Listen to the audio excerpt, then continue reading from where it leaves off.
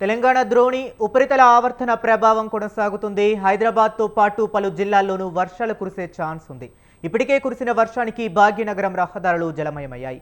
రహదారులపై వర్షపు నీరు చేరడంతో రాత్రి భారీ ట్రాఫిక్ జామ్ ఏర్పడింది. ఇవాళ కూడా అదే పరిస్థితులు పునరావృతమయ్యే ఛాన్స్ ఉంది.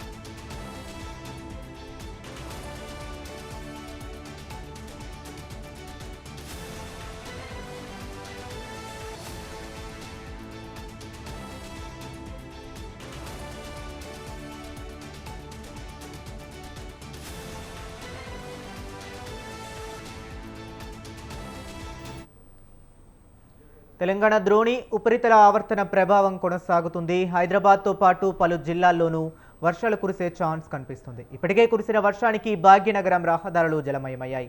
రహదారులపై వర్షపు నీరు చేరడంతో రాత్రి భారీ ట్రాఫిక్ జామ్ ఏర్పడింది. ఇవాళ కూడా అదే పరిస్థితులు పునరావృతమయ్యే ఛాన్స్ కనిపిస్తుంది.